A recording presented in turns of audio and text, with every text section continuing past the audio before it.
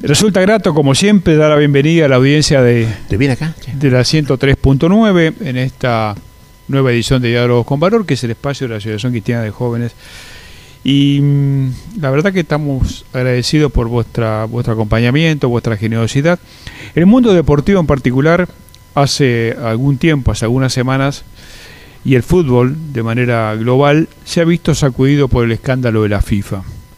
Lo allí descubierto, seguramente nada demasiado nuevo y que por mucho tiempo estuvo visiblemente oculto, ha puesto sobre la mesa el tema de la corrupción que también salpica al deporte. En la Argentina, en el año 2002, tuvo lugar el Torneo Mundial de Voleibol organizado por nuestro país bajo la órbita de la Federación Internacional de ese deporte con sede en Suiza. Nos tocó, como Asociación Cristiana de Jóvenes, apoyar el magnífico acontecimiento de uno de los deportes, precisamente creado por nuestra institución en los Estados Unidos allá a finales del siglo XIX e introducido por la Asociación Cristiana de Jóvenes de Argentina a principios del siglo XX en este país. Funcionó aquí en nuestras instalaciones el centro de prensa. Conocido lo acontecido en la FIFA, vino a nuestra memoria la triste experiencia que se vivió en aquel torneo desde la perspectiva dirigencial. Presidía la Federación Internacional de Voleibol un señor mexicano llamado Rubén Acosta, un personaje para el olvido que luego fue obligado a renunciar al saltar a la vista la corrupción que dominó durante su mandato. Ese torneo mundial fue armado con mucho esmero por un grupo de dirigentes argentinos vinculados a la Federación Argentina de Voleibol, presidida entonces por Mario Goisman. Fue una labor durísima, titánica, en momentos en que la Argentina vivía una situación de oscura zozobra institucional. La organización fue impecable y tuvo que soportar el egoísmo, hedonismo y soberbia de los dirigentes de la Federación Internacional. Rubén Acosta, luego defenestrado, se consideraba y actuaba como una estrella y en medio de un lujo y excesos que llamaba la atención y alarmaba. Mario Goisman, nuestro invitado de hoy, llevó adelante una tarea ciclópea y en el camino fue abandonado por otros dirigentes argentinos y funcionarios de entonces. El tiempo lamentablemente tardío le dio la razón a Mario. Rubén Acosta era un corrupto. No obstante, lo acontecido le trajo a Mario enormes problemas de toda naturaleza, incluyendo económicos. Ante lo sucedido en la FIFA, nos pareció oportuno invitarlo casi a modo de reivindicación, al amigo que sufrió la soledad y la traición, totalmente inmerecido y que habla muy mal de la dirigencia argentina. Uno podría preguntarse, si esto pasó en el voleibol, ¿qué no podría pasar en un deporte masivo y multimillonario como el fútbol?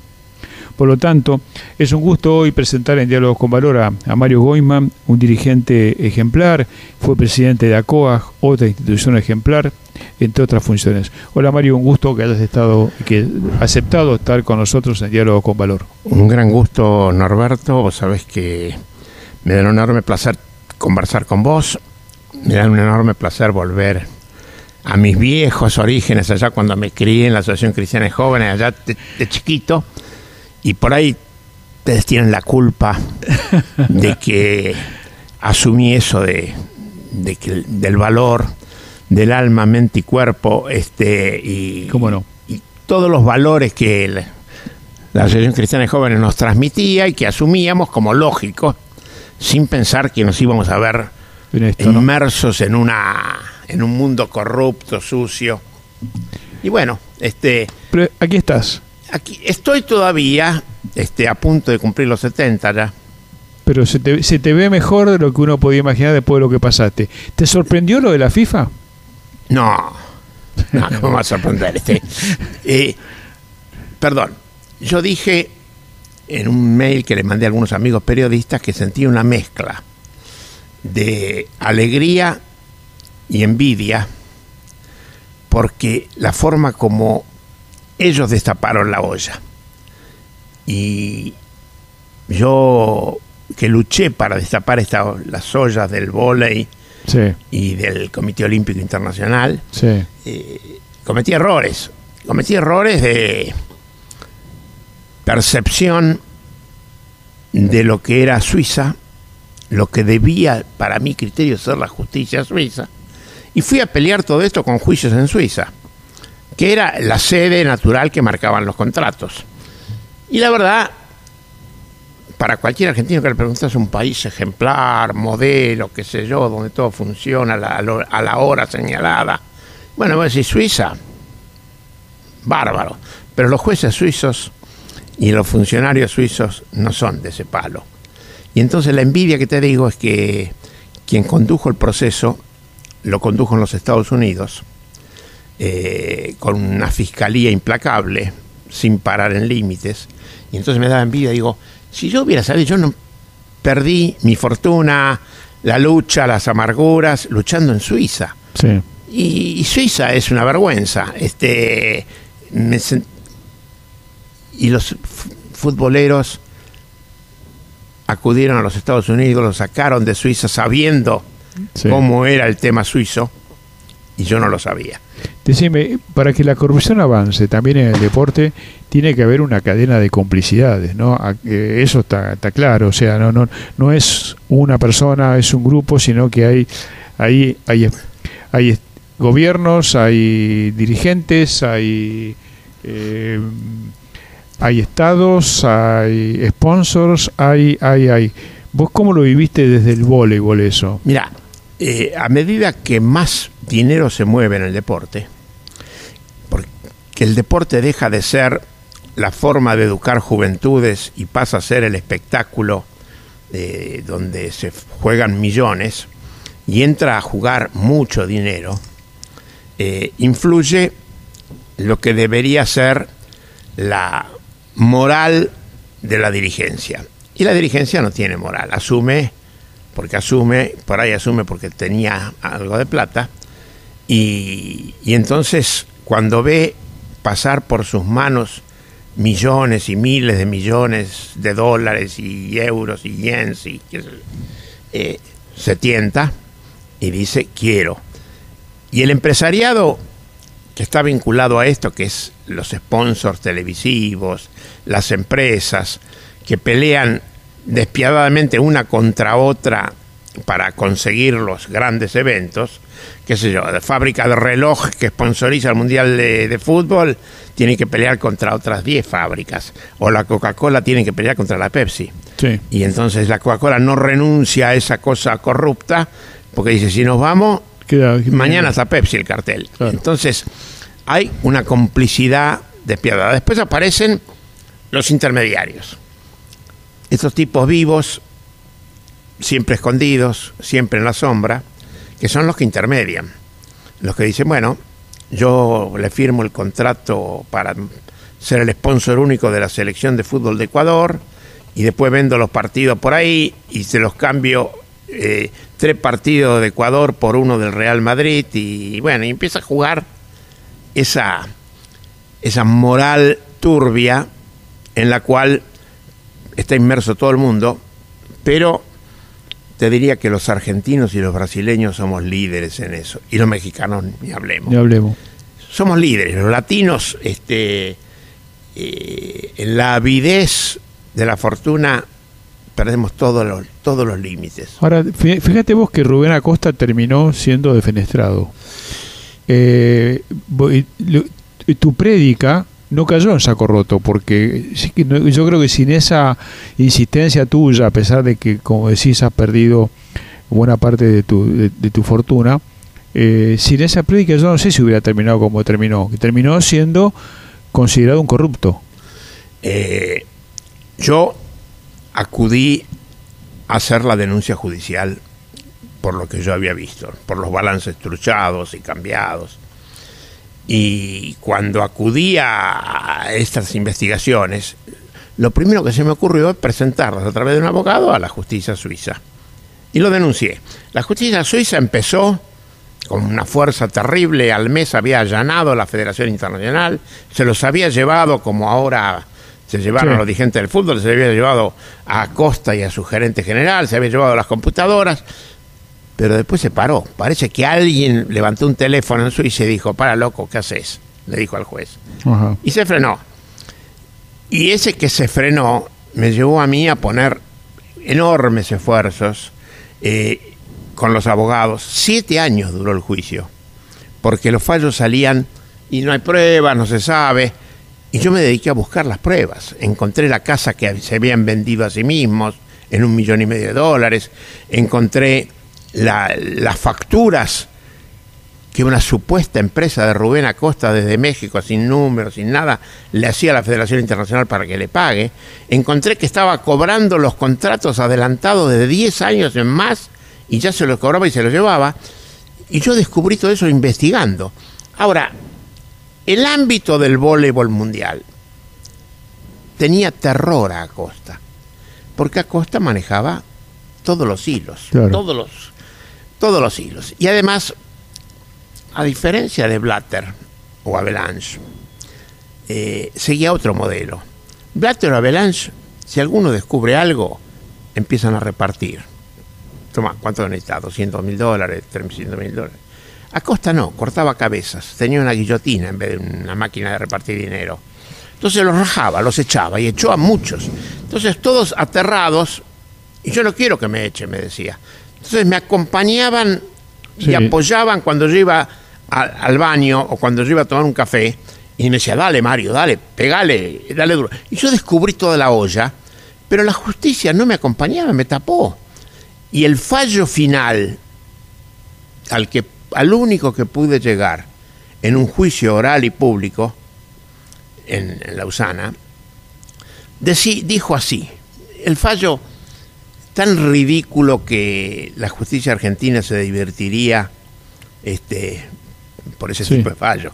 El fallo dijo, existió una falsificación de los balances de la Federación Internacional, punto 1. Punto número 2, esa falsificación fue hecha en la Federación Internacional de Voleibol que preside el señor Acosta. Hasta ahí yo feliz en el juicio. Punto 3. Nos cabe el beneficio de la duda de si tuvo intención de hacerlo. Porque hay una señorita secretaria que dijo que en realidad los balances los cambió ella. Entonces nos cabe el beneficio de la duda si él tuvo intención. Y se olvidó de que en el interín, en ese momento, yo había demostrado con cuentas que se había llevado $15 millones. Pero después, un año después, se descubrió que son $33 millones los que Acosta se había llevado. Y ese juez insólito que dijo, tengo el beneficio de la duda, sí. Entonces, ¿qué pasa? El tema no se ventilaba públicamente, porque todos tenían miedo y porque Acosta cuidaba en un círculo muy cerrado, que nadie supiera nada, y el Consejo de Administración de la Federación Internacional no sabía nada. Y yo quería llegar y hablarles, y me ponían guardias. En el Congreso mundial realizado en la ciudad de Porto, Portugal, estaba mi foto pegada en los ascensores, en las puertas de los pasillos, diciendo, si ve este individuo, como si fuera para buscado por la policía. Estaba mi foto buscándome, me prohibían pasar. Ahora, Mario, en aquel momento, 2002, pasó mucho tiempo, pero hay cosas que uno no se olvida. La razón por la que Acosta se enfrentó con la organización argentina. Yo te dije una frase que vos nunca te olvidaste, yo tampoco. Yo te decía, para los mediocres el éxito de los demás se convierte en una amenaza. Y yo te decía, yo creo que Acosta vio en Mario, en el éxito del mundial, en medio de las necesidades que tenía Argentina en ese momento, puede haber visto una amenaza. ¿Es así? Es así. En ese momento, una semana antes, se hizo el Congreso Mundial electivo. Se elegía presidente después de 24 años de presidencia de Acosta. Y Acosta era el único candidato válido. Yo no quería ser candidato, pero Acosta me veía como una amenaza. ¿Por qué? Porque yo, con esa crianza lícita que recibí de mis mayores y de las instituciones donde me formé, cuando, por ejemplo, en una reunión del Consejo de Administración se decía, bueno, vamos a aprobar una norma que dice que vamos a dar el 10% de cada contrato a quien lo trae. Y yo, entonces, ingenuo, levantaba la mano entre los 30 y pico de miembros y decía, perdón, excepto los miembros del Consejo de Administración. Claro. Y Acosta me miraba con una mirada de fuego, pasaba a cuarto intermedio para tomar café y me llamaba aparte y me decía, pero vos estás loco, ¿qué te pasa? Y bueno, yo creo que los dirigentes no podemos estar cobrando el 10% de los contratos que traemos. Venimos acá a trabajar para el deporte. Bueno, ese tipo de frases a Costa lo marcaron de que yo era un peligro. Claro. Y él pensó que si yo hacía un mundial exitoso y me manejaba en 3 idiomas y el concepto que de mí tenían los miembros de cada país era muy bueno, era una amenaza. Claro. Era una amenaza. Entonces, a este hay que matarlo.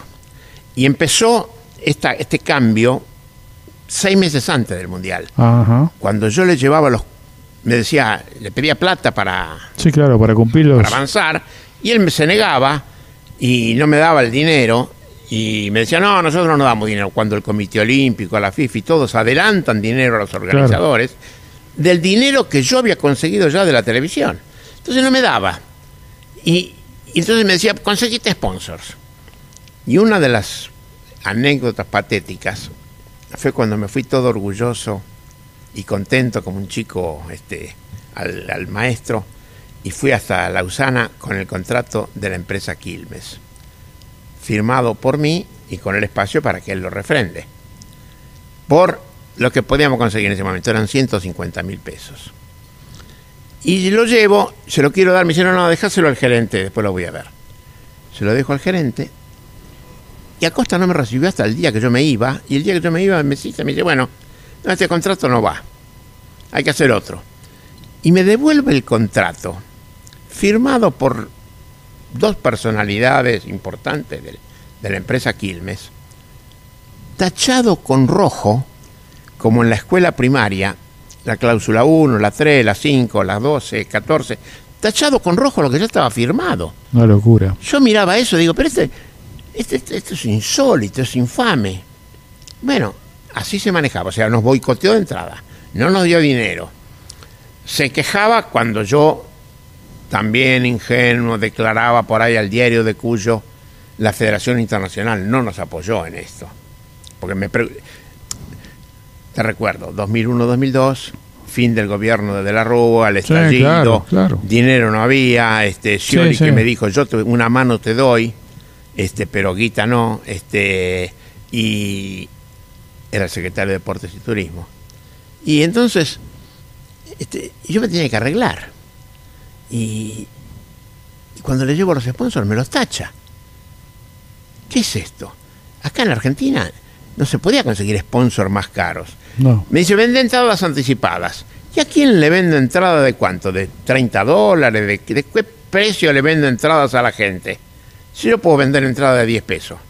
Entonces, se fue cerrando cada puerta, acusando de cada estupidez, así con...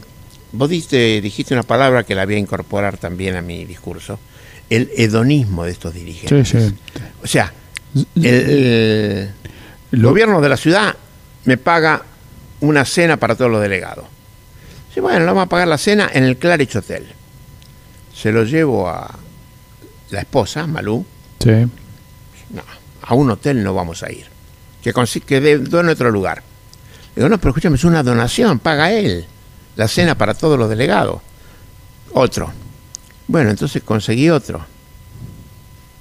No me gusta. Y yo le digo, pero perdóname, Malú, yo no puedo ir a decirle que no me gusta a un tipo que me está donando una cena para 200 personas y el espectáculo y el show. Pero, ¿cómo es esto?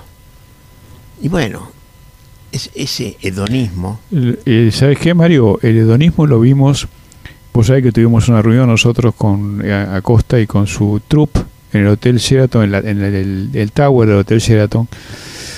Lo que uno vio en ese momento era la corrupción en su máxima expresión, el despilfarro de los recursos que supongo de muchas federaciones, además deben ser muy humildes también en el voleibol, una cosa increíble y de una soberbia extraordinaria. No nos sorprendió todo eso, pero finalmente, a vos, ¿qué te quedó en cuanto a el acompañamiento de los dirigentes argentinos? ¿Cómo fue eso? Porque vos, esa pelea fue de Mario contra Goliat, ¿o tuviste el acompañamiento de tu dirigencia? Yo tuve el acompañamiento fiel del grupo que estaba activando en el Mundial. Los que activaban honorariamente o algunos cobrando un pequeño sueldo en la organización. Pero varios dirigentes del país que no participaban en esto, llamados por Acosta trenzaba. Claro. Acosta lo llama al ingeniero, al arquitecto Bolgeri a Mar del Plata y dice, lo voy a ir a ver en la primera fecha del Mundial. Bolgeri chocho. Y se va a Mar del Plata. Yo tenía el itinerario armado pedido por Acosta para que vayan a Salta, a San Juan, a Córdoba. No, vamos a ir a Mar del Plata. Bueno, se van a Mar del Plata. Se van a Mar del Plata, se sentaron con Bolgeri y ahí hicieron la tranza. Bolgeri, vos tenés que reemplazar a Mario. Hay que cortar el apoyo, armó una comisión y a lo tenemos que cortar porque no lo queremos más. Bueno, Bolgeri era el secretario general de la Federación Argentina, no me vino a contar, se la mató callando. Entonces trenzó, armó el equipito de 5 o 6 personas y cuando Acosta ordena que yo estoy expulsado y si no me expulsan van a ver la que pasa, y mis compañeros, los 24 miembros del Consejo Directivo de la Federación Argentina, dijeron, lo apoyamos a Mario, y Mario lo elegimos nosotros, las provincias. ¿Cómo va a decir el que está expulsado? Entonces les contesta en 24 horas, o lo expulsan o los echo a todos. Y entonces echó a 12 dirigentes al día siguiente, porque ellos dijeron, no, nosotros ratificamos el apoyo. Y echó a 12 dirigentes, y entonces cuando nosotros seguimos adelante igual, echó al equipo argentino y a los equipos argentinos, el equipo argentino que iba a jugar la Liga Mundial, a los equipos argentinos de menores que se habían clasificado duramente para ir a jugar los mundiales. No, Argentina está suspendida, no pueden viajar los equipos. Y venían los padres o los jugadores y me decían, señor, ¿cómo no van a ir los chicos? ¿Y qué puedo hacer? ¿Qué puedo hacer? Una operación tenaza terrible. Suspendieron los equipos argentinos. Sí. Y mataron el efecto multiplicador que iba a tener el Mundial con su éxito. Porque de golpe desapareció el vóley internacional de Argentina. ¡Chao! Claro. No hay más. Y los jugadores que se quieran ir al exterior pueden irse, están libres todos. Y se empezaron a ir todos. Claro. Entonces, la traición interna de aquellos que eran dirigentes compañeros, pero que vieron la oportunidad. Ojo, yo había hecho un compromiso. 2003 yo me voy, termina el Mundial, yo rindo cuentas y yo termino mi mandato, ya está. Yo no acepto dirigentes eternos. Así que yo termino y me voy. Si yo me iba. Y lo más probable es que Bolgeri pudiera asumir por derecha. No. Quisieron la revolución, quisieron la sociedad, formaron otra federación. La condición, para darles el reconocimiento y dejar que los equipos jueguen, hay que formar otra federación, la FEBA. Y vinieron ellos acá a formar la FEBA. Y ahí intervino otra de las desgracias argentinas, la Secretaría de Deporte de la Nación. Sí. El mariscal Roberto Perfumo, cargo que sabría pegarle bien a la pelota, pero que de dirigencia no sabía nada, se abrió de pierna, dijo, ¿yo qué puedo hacer? No puedo hacer nada. No, usted es el secretario de Deporte de la Nación, están afectando una entidad argentina. O el fallecido coronel Rodríguez, presidente del Comité Olímpico y corrupto él también, tampoco apoyó. Entonces yo de golpe, mirando a los costados, no tenía quien me apoye. En mi propio país no había soporte. El soporte que había era de los humildes honestos, la mayoría silenciosa, pero los tipos que tenían algún poder se abrieron todos. Sí. Recordamos que estamos dialogando con Mario Goiman, que fue presidente del comité organizador local del Campeonato Mundial de Voleibol en el año 2002. ¿La plata que te quedaron debiendo, te la devolvieron? Nunca. Hay dos dineros. Uno, lo que yo decidí gastar en el juicio contra Acosta. abogados, viajes, cada viaje me lo pagué yo, los abogados suizos que son bien caros, supongo, lo pagué yo, mientras Acosta en el juicio usaba los servicios del abogado de la Federación Internacional. Claro. Y se daba la paradoja que el desfalco que Acosta había hecho era la Federación Internacional. Entonces el mismo abogado que defendía a Acosta ladrón, defendía a la Federación Internacional robada. Una incoherencia total. Absoluta. Entonces no le informaban nada al Consejo de Administración. El Consejo de Administración nunca supo nada. Entonces, yo ese dinero lo perdí. Pero había otro dinero, que fue el dinero del Mundial. Claro, el Mundial se financiaba con lo que se llamaba un fondo común. Por un lado entraban las entradas, el 30% del sponsoreo, y por el otro lado los gastos. Al hacerse la liquidación, dio que quedaba un remanente. Después que hizo la liquidación Acosta mintiendo, cambió todos los números. Un ejemplo, el contrato que tenía firmado la Federación Internacional por la pelota Mi Casa, Acosta dijo son $50.000 para la Argentina, para el Fondo Común. Y cuando yo conseguí que el juez allane la Federación Internacional, descubrí que el contrato con Mi Casa decía $1 millón, 500.000 para cada mundial, y él nos puso 50.000 en la cuenta. Y entonces mintió descaradamente, y después llegó un número, y ese número le agregamos un evento que se había hecho antes, que era la Liga Mundial, donde teníamos un fondo, y decidió que no se pagaba, y todo el dinero que se le debía a la Federación Argentina no se le pagó. Entonces, la pregunta es, ¿cómo se financió el Mundial? Este dirigente, puso dinero propio, se lo prestó a la Federación Argentina, y después fui a ver algunos bancos, un banco que está acá enfrente justo de este locutorio, y le dije, necesito $300.000 para el Mundial. Y el presidente de ese banco contestó rápidamente, ¿quién avala, Mario? ¿Vos avalás? Sí, por supuesto. Y yo avalé. Y ese banco esperó 5 años.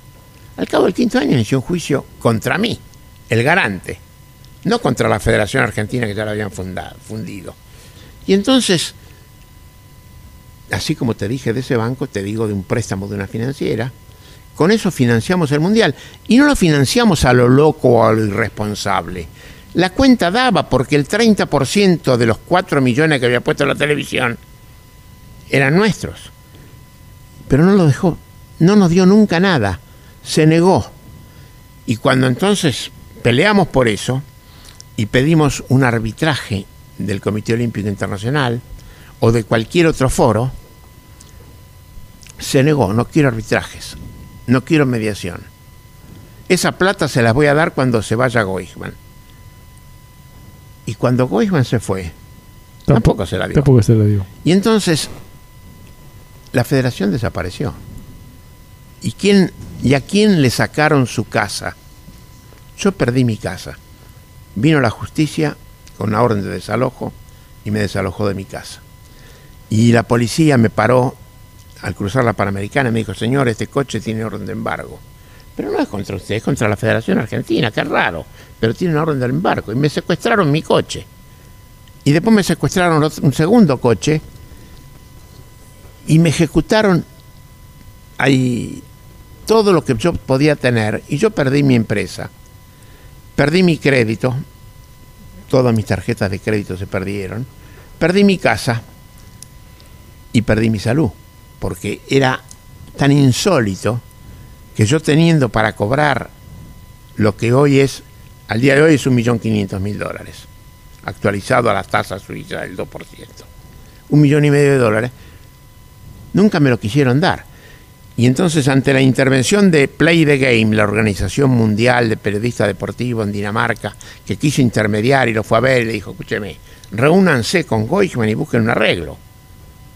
No, con Weisman no hablamos. Y ya no lo dijo Acosta, porque Acosta se había ido después del episodio de los 33 millones. Quedó el Chino Güey. Y el Chino Güey también se fue y quedó Ari Grasa, otro delincuente ahora brasileño, que está perseguido y expulsado en Brasil, y era mi compañero de mesa en la Federación Internacional.